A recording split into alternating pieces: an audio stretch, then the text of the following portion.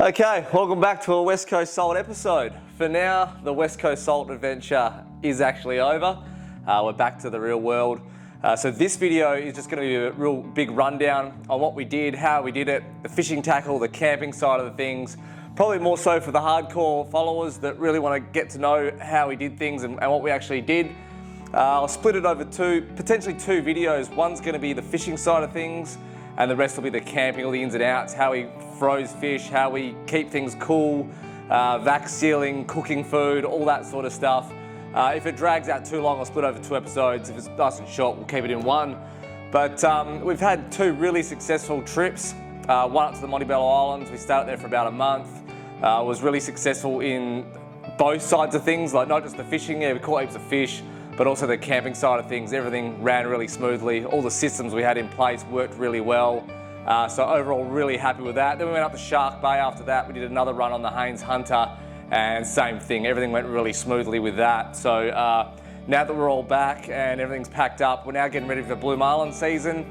The camping trips will sort of slow down, but now's the time to do a rundown, all the gear that we've used, and just show you how we basically did it. So let's roll into things. First, we'll start with what everyone probably wants to know, and that's all the jigging side of things. So let's get into the fishing tackle. All right, those of you who have been following me for a while might have seen that the Torsa, or what you guys like to call the broomstick setup, has been retired. I've moved on to the Saltiga 15SJ. I absolutely love this overhead setup. I loved it that much I went and bought two of them, and from now I just really struggle to go back to using spin reels for jigging or anything heavier. I spool these up with 50-pound grinder braid, and I run a minimum of 80-pound leader, but more like 100-pound. And when it comes to leader, I'm a bit of a slut with that. I'll just use whatever's going. I don't stick to anything in particular. Whatever I get my hands on, I will use. So that one's still underspooled from when I got busted off at Shark Bay. Just instantly sharked, eh? Right under the boat. Oh no. I got to spare one of these. The rod that I pair these with is the Assassin Pitchmaster. Now that's a 3 to 5 rod. It is, I guess you could say it is a bit of a broomstick. It is quite a heavy setup. But when I'm up north, there's just sharks everywhere, plagues of sharks. I find when you go too light, yeah, you might get a few more bites, but it's just harder to get. It's harder to basically pull the fish out of the shark's mouth. And that's what you're doing every day of the week up there. You're pulling fish out of sharks' mouths. Dingly dangly. Don't try and grab it, bro. Do not try and grab it. So that's why I do use the heavier setup. Obviously, make sure you got a West Coast wedgie on it. It'll increase your bite rate by 50%. Probably not, but it'll help protect your rod, and it'll stop your rod blank from getting scratched. So make sure you whack one of those on it. But yeah, awesome rod. I've been running two of these. These are an absolutely awesome combo for jigging, and I really struggle to go back to spin from using this. I do have a lighter spin setup that I did use quite a bit, but these overheads, the action of them is just so slow, so when you're jigging you can really get into that slow jig rhythm.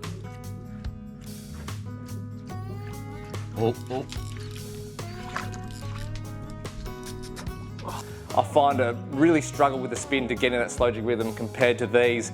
And also being really low geared, when you get the big fish, you can really wind into them. I'm trying to explain that is like, the fish is pulling, but you can still, no matter what, you can still get a wind on it, and it's only slow, but that slow gear, it can just get that fish's head turned. I reckon that's one of the key things to getting the fish off the bottom and beating those sharks up there. Couple ones. What is this? This is my other jigging setup. It's a Saltiga BJ 4000 with an Assassin Pitchmaster. That's a 1.5 to 3.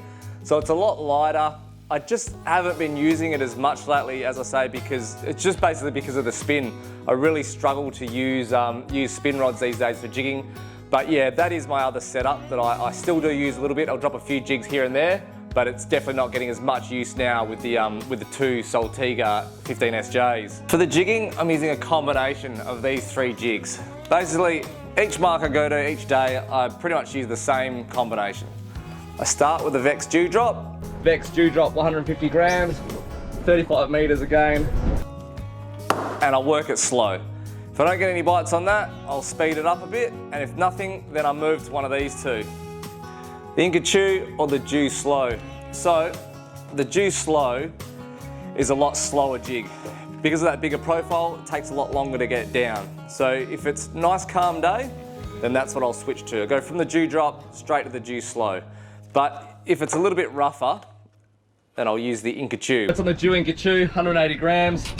Sasson Pitchmaster 3 to 5 rod. That's the weapon of choice. Grind a 50-pound braid. This is our last drift. Normally, it is normally rougher. So that's the one that I'll normally switch to. I find once I've used that, I'll go to this, and this always seems to get the bite, and that's just purely because of that soft ocky. All those Rankin cod, they just love this soft ocky. So if I'm not getting the bite on the Dew Slow, I switch it up to this, and either one of these, depending on if it's rough or calm, and that's what normally entices the bite.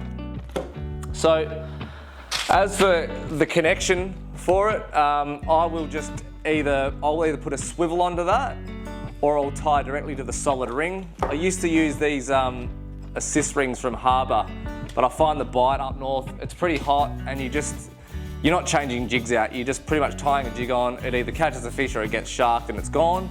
So this is just another bit of kit that I don't think you really need for up north, because you're just burning through jigs so fast.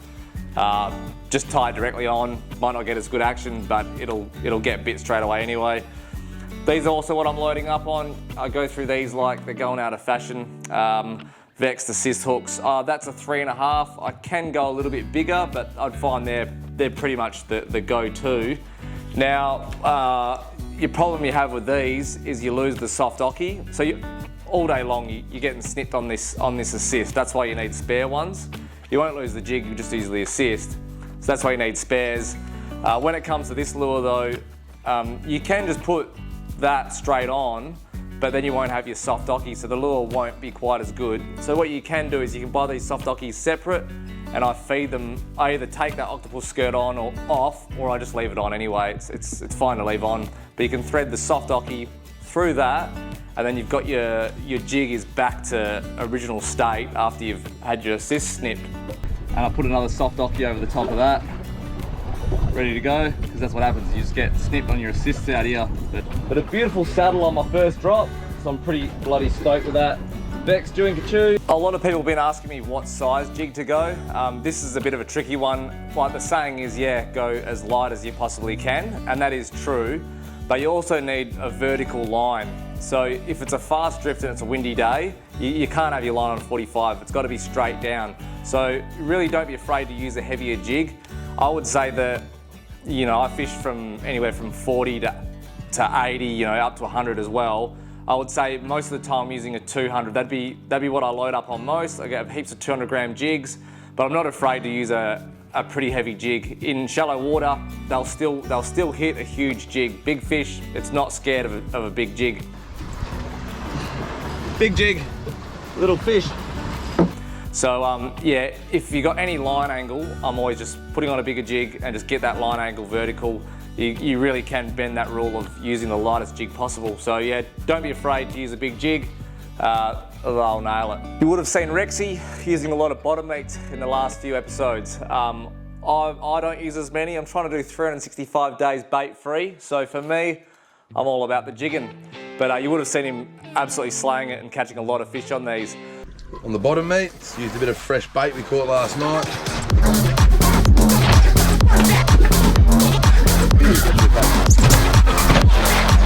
The main size he's been using there is a 300 grams. That's fishing anywhere from 40 metres to 80 metres. One thing we've noticed with using these, since they've been redone with the soft ocky, we're definitely getting a lot more bites with the soft ocky. So for sure, look for those ones with the soft ocky. Bait them up, give them a drop, they do work. I'll roll on a clip now of how Rexy baits them up. If you've already seen that footage, just fast forward. But here's a quick clip of how we bait it up and how it gets done. Vex bottom meat, straight out of the packet, 250 grammer, fresh strip of some grinner, something we caught earlier on the jig. Vexed bait wax thread, getter, wrapper on boys and girls. We're just gonna finish it with a few half hitches around that bit of meat there. And that there, ladies and gentlemen. Perfect presented piece of bait. Action, show them the sound of skip. What we're sending. All right. Deploy it, go, go, go. The idea behind the bottom meat is that you can use a lot lighter gear to get it down. So this Saltiga SJ15 with 50-pound grinder braid, I wouldn't be able to drop a paternoster rig down. I wouldn't be able to drop down, you know, a 24-inch snapper sinker with 2 baits on it. It's just not gonna happen. The gear would be too light and it wouldn't work. But a 300-gram Vex bottom meat with a whole squid on it, I can drop it down with this combo, no worries. So it's a lot easier on the body, and it's a lot easier on the mind winding up a Vex bottom meat from 80 metres rather than the dirty old paternoster with a 24 ounce on it. So I have 4 casting outfits that I use. 2 Saltiga Dogfight 8000s, one heavy and one light. So one's spooled up with 50-pound Tasline and the other is with P8. Both on the same rod. That is a Saltiga BJ85S. So both on the same rod there. That's basically for casting any sort of stick baits, poppers, anything in that heavier range. If I'm going for just Spaniards, this is the combo I use. That's a Saltiga Mavic S Extreme. That is a 4,500 reel, and that's spooled up with 50-pound Tasline. I pair that with a Saltist Hyper.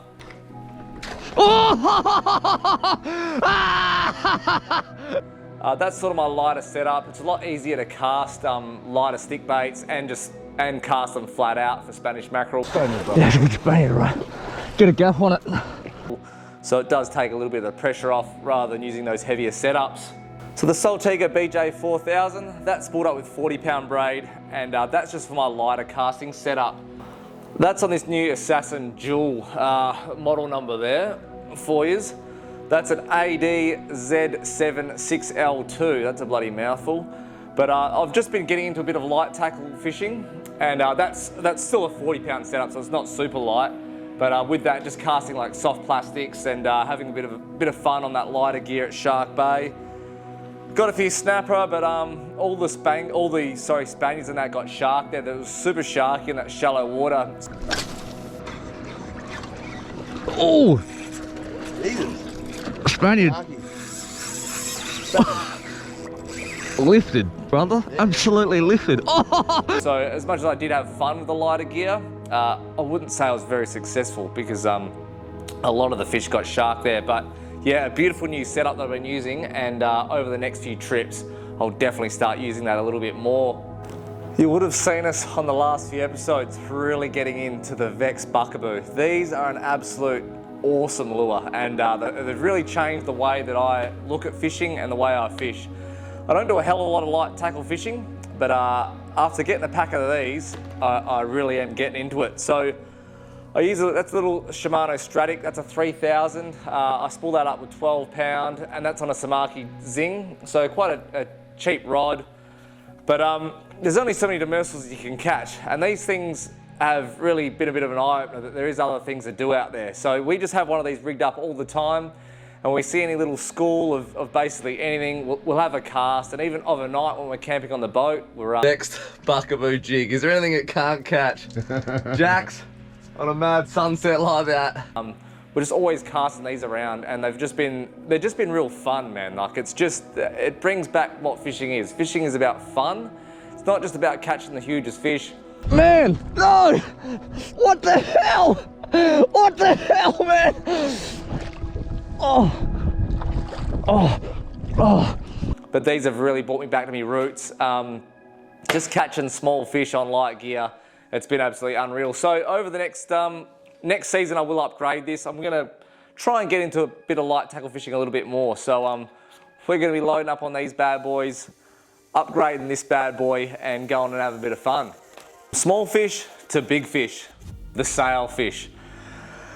They were really elusive when we were at the Montebello Islands. I went up there in hopes of finding packs of them and being able to switch bait and you know, tag and release heaps of sailfish. But the fact was it was just too early in the season and the sails weren't really there in numbers. They've been hard to find.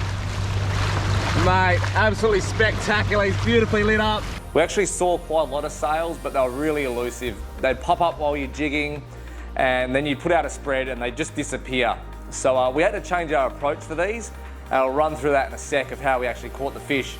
But I'll go through the two setups. These aren't actually designed for bill fishing, but they're just two setups that any everyday person has access to. They're cheap. You know, if you just want to do a little bit of switch baiting or a little bit of trolling for a sailfish, you don't have to go all out. You can get them on cheaper setups. The setup that I actually caught the fish on, that's on a Saragossa 6000, Shimano Saragossa 6000, and that's just paired with that's just a jigging rod. It's a monster mesh jigging rod. They don't make them anymore. The replacement would be a Saltist, but really cheap and cheap but effective rod and reel combo. You can pitch a sail, a bait like that, and you'll have no problems landing it, as you saw in the video. This was the other setup that I pretty much bought specifically for that. That's a Daiwa BG 5000, and that is on a Assassin bottom basher rod. So both of those setups were spooled up with 10 kilo mono, and that's just about the standard for switch baiting a sailfish up in those areas. But it is really light line, so it makes the fight absolutely all time. That one sailfish we caught, it was a really good fight and a heap of fun on that gear. For the leader with this switch bait setup, I used a 100-pound leader. That is with a Bimini twist for a double to the 100-pound leader, and the rig was made out of 100-pound as well. So it is quite light, especially when you're leading those big fish. Yeah, 10 kilo mono, also very light. So there's a lot of playing the fish. And when it does come boat side, yeah, you do have to be pretty careful, otherwise you will pop them off. So when we were trawling for the sails, to razz them up, we just use, this thing's gonna come out as a mess. Oh, it's not too bad. We just use your standard squid bird teaser. That is a flippy floppy. They're available from Wellesley's Tackle, but we're just trawling basically two of those and then having two switch baits just ready to go, so that as soon as we saw a sail, we could pitch it a bait. Now, this method became a little bit tricky. We'd see fish when we're jigging. We'd then go back, we'd switch over to this method and start running a few laps over it and get it to come up again, but they just wouldn't come back. They just wouldn't come up again, and we were sort of chasing our tail. We did a few days like this, and we would raise the occasional fish, but they'd basically come up on the bird teaser and then they just disappear. But before we could even think about getting a bait to it, they're already gone. So we were really chasing our tail until we thought of a bit of a different approach. And that was that we just have a pitch bait in the esky ready to go. Switch bait, ready to go. And as soon as one came up while we were jigging, we had the pitch bait ready to go. We just throw it straight away the bait. And that's what we did, and that's how we got the fish. To rig up the bait, it was just a garfish. We'd have those in the esky ready to go, and it'd already be stitched up. So that is an Owner Inline Circle 7.0. I use that as the hook. We use ringers, swivels. That's got the O-ring. That's rigged up with the copper wire and a little sinker. You can get that from J-Car. You can buy it from fishing shops for 10 times the price, or you get a bulk reel from spool from J-Car for a quarter of the price. Plenty of videos online about how to rig up a gar, but yeah, that was the method to get the fish. And then yeah, once it's also a great way to catch them. Like, it's great casting that bait and feeling the fish. And yeah, once that circle's in the corner of his mouth, he is yours. I think that was really short and sweet. I hope you've got something out of that. Right now we're going to move on to the camping side of things, which for me is actually more important than the fishing side of things. So I'll get into that a bit more. But I hope you got something out of that. And once I've always said as well, like, that's just the way I do it. There's a million other ways to do it. There's a million other rods and reels. There's a million other different lures you can use. But that's the way I've used it. I'm not saying that's the only way, but that's the way I've caught all those fish. And we've been pretty successful up there. So yeah, if you just take a little bit of that, and then the best way is actually just go up there yourself, use your own methods, just take a little bit of what everyone says, and then go out there and actually put it into play and get a reaction from it. See what works, see what doesn't work, and what actually works for you personally. Because as I say, there's a million different ways to do things, and none of them are right, none of them are wrong. West Coast Salt hooded fishing shirts are finally here. I've been testing these with the Mission Apparel, this design, for going on 2 years. We've been testing them for ages, going backwards and forwards with suppliers and manufacturers, trying to get the perfect product, and we finally nailed it. These are finally available in a long wait, but they are here. So head over to westcoastsalt.net if you want to get hold of one. We've obviously got a range of other stuff as well. Some of the hoodies are sold out, but we've got the West Coast Salt shirt and of course, the West Coast wedgies. So hit the store, show your support and load up. It helps the channel heaps and it helps me get out there and bring you guys more content.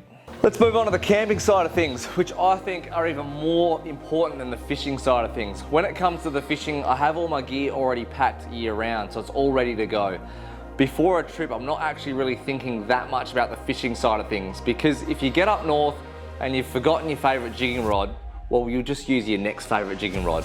But let me tell you, if you go up north and you forget your gas cooker, you're gonna have an absolute shit time. So before I'm going away fishing, it's the things that I'm really thinking about. I'm running through my head how I'm gonna be camping, how I'm gonna be sleeping, how I'm gonna be keeping my fish cold, how I'm gonna be keeping my food cold, how I'm gonna make my cappuccino in the morning, how I'm gonna vac seal my fish, how I'm gonna cook my fish. There's a million things that's gonna go through your head and you've gotta get them right when it comes to camping. It's a lot more important than the fishing side of things. You forget something fishing, your mate will probably have a spare and you'll probably be able to get through. But when it comes to camping, a lot of the times you're not gonna have a spare, and you probably should, but a lot of times you're not gonna have a spare. So before I go on a trip, I'm just thinking about all these things and I'm thinking about my systems, keeping them in place so that when I get there, things run smoothly. When it comes to camping as well, if you're really comfortable for that trip and you've got all the things that you need, you're gonna be able to fish harder. If you get a good night's sleep and you're getting a good dinner, you'll be able to fish harder the next day and you'll be able to stay out at sea longer. The next thing that's very important is your fuel supply. You need to know exactly how much fuel your boat uses, so you need to know how much extra fuel you need to bring. And that's one thing that I've gotten really good at over the years, is being able to calculate exactly how much fuel I will use for a certain day, knowing how rough it's gonna be, how loaded up my boat's gonna be, so I can work out exactly how much fuel I need for the actual trip. All right, while I'm on a fuel tangent, let's talk about fuel and what we use and how we get it into the tank. You would have seen me use that, sorry, get a bit trigger happy there. You would have seen me use that fuel cell. This thing's a really great bit of kit. I'd love to promote it, but I can't for the life of me find the receipt or even the information on the internet about what I actually bought. I think I got it from liquidcontainment.com, but a great fuel cell. It does take up a lot of deck space when it's full. I think I bought it as a 100 litre tank, but I'm fitting at least 130 litres in there, so maybe it was a 120, 130, I can't quite remember, but I know it stores at the moment, just from actually using it, it'll store 130 really quite easily. I'll go into a sec about how I get the fuel out into the tank. You've probably already seen it anyway. But a great bit of kit in the sense that once it's finished, you just fold it up and you can put it away and it takes up no space on the boat, which is absolutely unreal. Jerry cans, yeah, they're great and they're foolproof, but you know, you need to store them somewhere. So I have a few jerry cans, and for the jerry cans, to get the fuel out of that, just using a jiggle hose, I find it the simplest way. It's really easily, just get the jerry can up high, jiggle, jiggle, jiggle, and it'll drain that 20 litres in 2 seconds. So we have quite a few jerry cans on board. We're normally running about sort of 5 to 7 jerry cans. They are great, but they do take up space. So once you've used the jerry can, you still need to store it. You can't let it float away in the ocean, unlike some people think. But yeah, I can fit basically 5 or 6 down one side. As I've got the walk around, I can fit 5, 6 jerry cans up one side and it doesn't really affect anything. So I do run those, but yeah, the fuel cell is an unreal bit of kit. So to get the fuel out of that, we use a Milwaukee cordless drill and grab this bit of kit here. Oh, maybe stinks a bit of fuel. This is a Syntex drill pump. Get a bit of a shot on there for you. So yeah, I'm not gonna say it's really that stinks like fuel. I'm not gonna say it's really the easiest thing to get out, but it's you know, it's quite doable, and for the fact that you now have a piece of kit that you can fold up and put away, and it's just completely uses up no room, 130 litres of fuel, it's fantastic. But it has become sort of a two-person job using this drill pump. You probably see it on the videos, it's probably not the easiest thing. I might actually rig something else up, maybe with a come-along that goes to the top of the hard top there, and it can suspend it so it doesn't have a guy that has to hold it. But yeah, at the moment, it is quite hard to get the prime and get everything going, but you know, it's hard, but it's not the end of the world. For what you get out of it, it's a really good idea, and I'm a huge advocate of the fuel cell. It's a brilliant idea, and I do love using them. As already stated, I just can't stress enough about how important it is to know how much fuel you're using. It's actually a really tricky thing. Like, as your boat gets more loaded up and the weather gets rougher, your fuel consumption completely changes. So with the Haynes, I'm always really loaded up. I'm carrying like 800 to 900 litres of fuel, plus all the camping gear. As we're running out, if it's pretty decent weather, the best I'll get is 0.9 of a kilometre per litre. So that sort of adds up. Once we unload a bit of fuel and we get on with the day or the week, should I say, we get up to that 1 kilometre per litre, and then anything up to sort of 1.1 is about the best I get.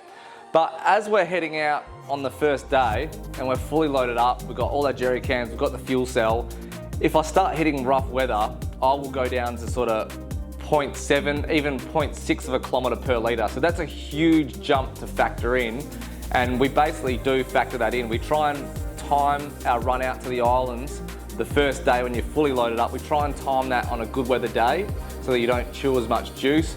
But sometimes it's inevitable when you can't really help it. The weather's turned, we haven't played it long enough, we're getting absolutely peppered. It's killing our fuel economy, we're going down to 0.6, 0.7 kilometre per litre.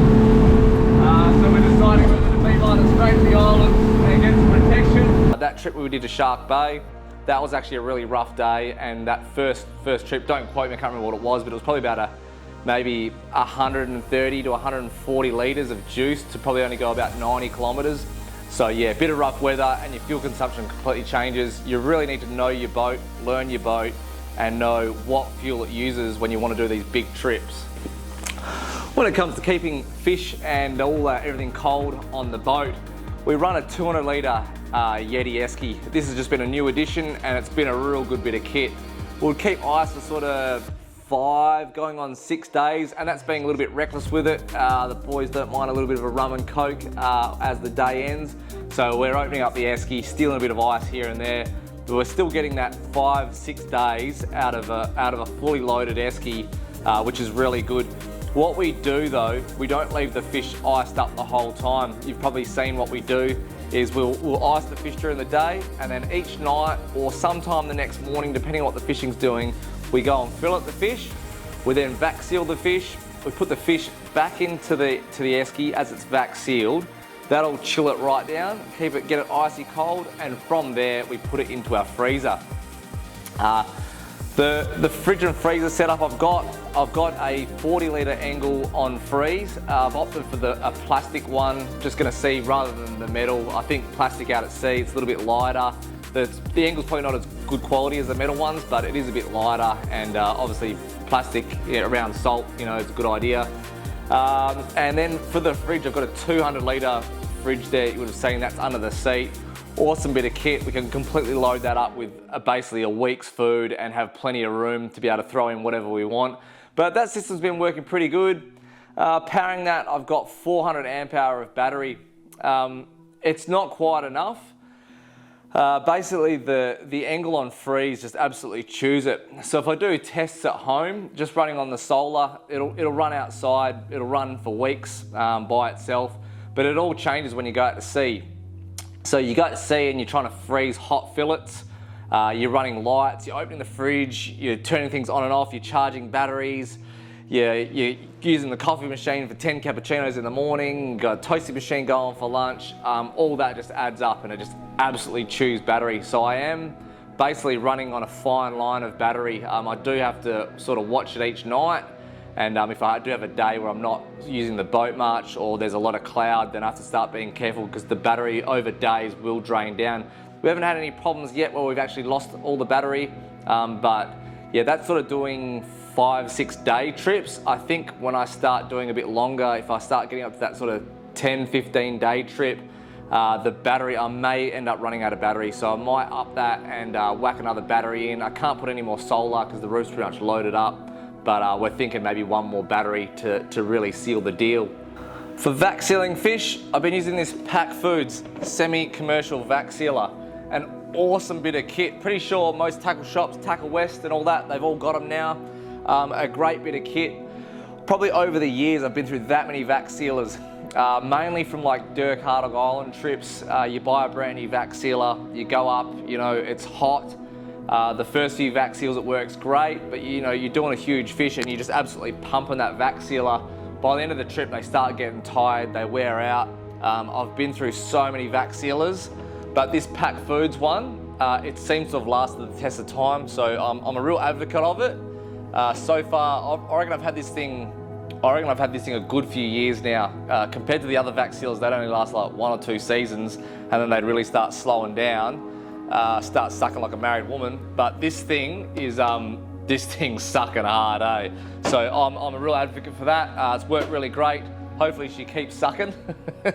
When it comes to filleting fish, we've all got our favourite knives. I'm not going to go through my filleting roll as it's on the boat, and I can't be bothered getting it, but nonetheless, this is a great bit of kit that we always take with us. It's a Chef's Choice knife sharpener. Great bit of kit. I'm not sure if, I think some tackle stores do actually have these, but I bought this from Kitchen Warehouse. I would have bought this, you know, more than, I'd say close to 10 years, at least 8 years ago. A great bit of kit. If I'm going up for a long period of time, I'll take it with us and I'll be sharpening on the go. But say like that Shark Bay trip, just going for a few days, I wouldn't bother taking it, but I just sharpen all my knives with it before I leave, and then I have my stainless steel while I'm up there to be able to sort of get an edge back on it. But an unreal bit of kit. Highly recommend getting these to keep your knives in shape. Cooking fish, the most important part, the Cob Grill. I love this bit of kit. I'm an absolute advocate for this bit of kit. I was a little bit hesitant at the start because, as you can see, it's a huge bit of kit. So I was thinking, man, where am I going to store this thing? Is it going to be worth it? But on that last trip, when I boiled up crabs, I was sold. This thing is absolutely unreal. Let's open her up and I'll show you what she's all about. Yep, it's coming at you. It's a big bit of kit. All right, open her up. The Cob Grill. So, runs on these little butane bottles, easily obtainable. You bring a few of them. The best thing about this is that these are really actually designed for boats. So, I'm not a salesperson, but I think what the idea behind this is that no heat can come on the outside. So when you're cooking on your boat, you can pick this up, you can move it around, it's not gonna burn you. But the best thing is no flame is gonna get blown out. When you're cooking on a boat, everybody knows it. It's windy, it's real hard work. This thing is absolutely brilliant. No wind can get in. You put the lid on and all the heat is absolutely trapped in. An unreal bit of kit. As I say, I wasn't quite sold at the start, but after we cooked crabs, we boiled up crabs. We just boiled up crabs in this pot, might I add. So your standard kit comes with a few items here, and I'll show you that. Number one is the pot/saucepan. That's probably what I use the most. Great for cooking fish. Now it is stainless steel. I don't normally like cooking with stainless steel. Yeah, non-stick pans, they're great. But for longevity, when you're cooking out on the ocean, what are you cleaning the pan with? You're cleaning it with salt water. So salt water on the stainless steel, I think is great. Yeah, we have cooked so much fish in this. We've stuck a lot of stuff to the bottom occasionally, but yeah, salt water, scour up, it just cleans straight up. Now, it also comes with these bits of kit too. This is what comes in the standard kit. That's just a pan. I've been using that too to cook fish and frying potatoes, all that jazz. And then here, we've got the grill. I've used that for steaks. Probably for the steaks, it gets hot, but if you put a lot of steak on there, it does cool it down. So you can't, and it's quite small, you can see that. It's not a huge thing, but you're cooking 2 steaks, it comes out absolutely perfect. When we try and put a bit more on there, it doesn't quite get that heat. But an absolute awesome bit of kit, man. There's other accessories you can get with it. I'm not quite sure. There's like pizza stones and all these other jazz. I might get into that later, but for now, we're just cooking fish. I can't stress enough about how cool this thing has been and how much easier it's just made our camping life. We normally use those little butane gas cookers, and yeah, the flame blows out, or you end up going through so many of those cans to get the right heat. Whereas this thing, yeah, I'm not sure, I haven't really tallied up how many of those I've been through, but it hasn't been many. I think I took probably 2 on that month-long Monty's trip and a couple more for Shark Bay. So awesome bit of kit, can't recommend it enough. Another bit of kit that I've got onto recently has been this Alton sleeping bag. Probably more of a luxury item rather than something you need. But when you're camping up north in the middle of winter, a lot of people think they're always thinking about heat, but it also gets quite cool up there. When we were at the Monty's in, looking back, we're in May, it was still quite warm. But when we came back, we went to Shark Bay, it's actually really, really cold. And that's where these good sleeping bags come into play. These are a mummy style sleeping bag, and this is a -5. So I used this the whole time. When I was in Montebello Islands, as I say, it was really quite warm.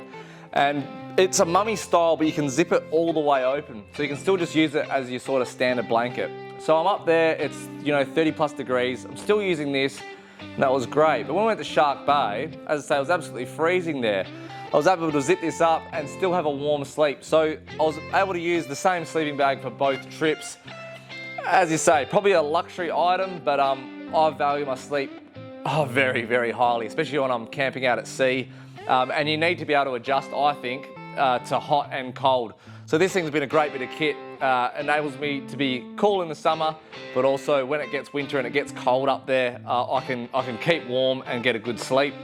All right, I think that wraps it up and covers just about everything. If there's any other information you want, just hit us up, send us a DM on Insta or drop a comment down here. I'm always happy to answer any questions. There's often a little bit more information on my website, westcoastsalt.net. So if you're chasing that little bit more info, head over there. It's often there. So I'd also like to say a big thanks to everyone watching and supporting the channel. The channel's grown immensely over the last year.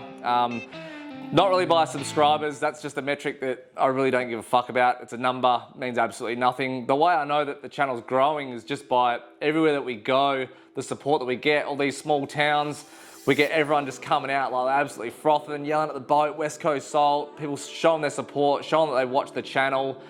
Heaps of support at the boat show, all you guys that came up and said hi, I really appreciate it. But yeah, just keep watching and keep spreading the word. I'm loving what we're doing here. But yeah, like I would say over the last year, I just can't believe the amount of people that are always coming up at the boat ramp and also all the young kids, all the young frothers, absolutely love it. Like, yeah, it's really blown me away, the sort of support that the channel's got over the last year. So yeah, keep it up. And yeah, of course, if you want any merch, clothes, head to westcoastsalt.net. That obviously really helps the cause as well, and helps us stay out on the water, because that's really the aim of the game. I just want to keep doing this as much as I can, get on the water as often as I can, keep learning new things, learning new techniques, and just bringing you guys along with us and showing you what we do and what we love doing. So the content will slow down a little bit from here. As it gets to the end of the year, we get into blue marlin season. I don't film as much when I'm doing blue marlin fishing, because it's just, one thing is not many people are actually interested in it, but also it's a lot harder to film. I'm there to actually get a job done. I'm there to go fishing and catch these fish, so filming becomes a little bit tricky, but we will still drop a few videos. But yeah, definitely the islands trips, they will come to a slow. The weekly uploads, I'm sorry, they are gonna finish until next season. But next season, we've got a lot planned. I'll just let the content do the talking. I'm not gonna yarn up too much, but yeah, super excited for next season. It's definitely gonna be a big one. But for now, yeah, blue marlin season. Let's roll on a few blue marlin videos, and let's see where this year takes us, baby.